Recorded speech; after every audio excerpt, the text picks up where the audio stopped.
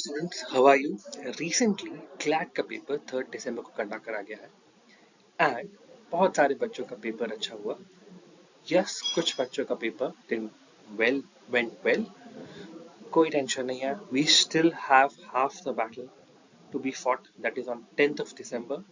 Yes, 10th of December को AILET है and we have 4 more days to go. What to do in these 4 days? How to prioritize your preparation that you can even score good marks with these 4 days of preparation and अच्छा score आए. Okay, सबसे पहले जानना क्या जरूरी है, क्या different है एलिट के पेपर में, what changes has been brought and how it is different from paper CLAT. देखिए, जो रिवाइज सिलेबस है उसमें इंग्लिश आता है 50 क्वेश्चंस 50 मार्क्स का. Then you have current affairs and GK which includes 30 question 30 marks.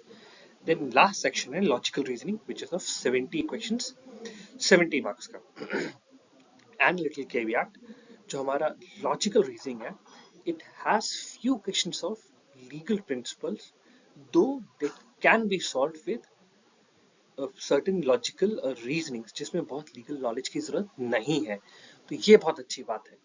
Now क्या different है, देखिए सबसे पहला, क्लैट का पेपर इज बिट लेंदी. ये वाला जो पेपर है ये कम लेंदी होता है, इसलिए आपके पास बेटर टाइम होता है to solve the question. Second, legal section नहीं है.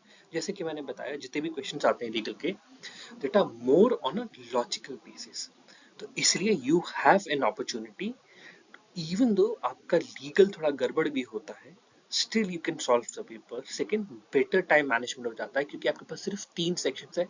बहुत ज्यादा सेक्शन वाइज आपको बैलेंस नहीं करना है, 3 ही मैनेज करना है, जिसमें से अगर हम जीके देखते हैं बहुत जल्दी सॉल्व हो जाता है. तो सिर्फ 2 ही सेक्शन है जिनको मैनेज करना है, तो इजीली मैनेजेबल हो सकता है. सेकंड, क्वेश्चंस होते हैं comparatively they are very easy, और I should say more easier than the CLAT.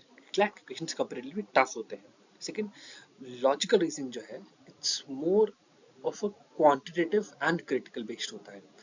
अगर आपका कॉन्सेप्ट क्लियर है तो ज्यादा चांसेस हैं बेटर स्कोर करने के.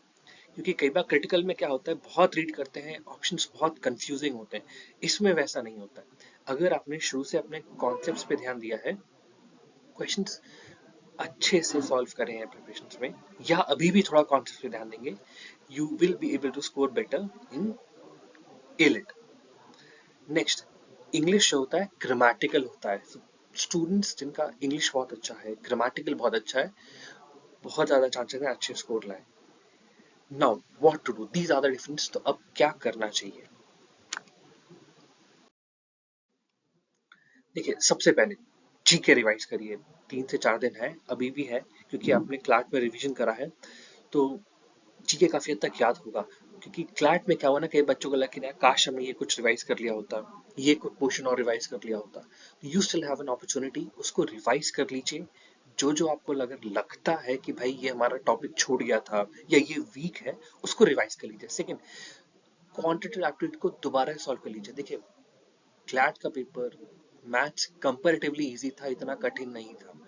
तो आपके पास अभी भी अपॉर्चुनिटी है कि अगर 1-2 सेक्शन अगर आप सॉल्व कर सकते हैं और उसको सॉल्व कर लीजिए, क्योंकि एटलीस्ट 2 टॉपिक्स अभी भी हो सकते हैं, है ना. प्लस और कुछ कुछ चीजें जो है क्वांटिटेटिव की, जो कि लॉजिकल का पार्ट है, उसको भी सॉल्व कर लीजिए. क्योंकि लॉजिक जो आता है वो कंपैरेटिवली बहुत बेसिक्स ओरिएंटेड होता है.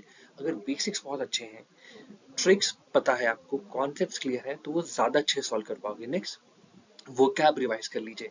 अगर याद नहीं कर सकते, एटलीस्ट एक बार देख लीजिए सारे वर्ड्स, एक या 2 बार देख लीजिए, क्योंकि क्या पता शायद वो वर्ड आ जाए एंड क्लिक कर जाए. क्योंकि कई बार क्या होता है ना, वर्ड्स आते तो है बट कंफ्यूजन हो जाता है.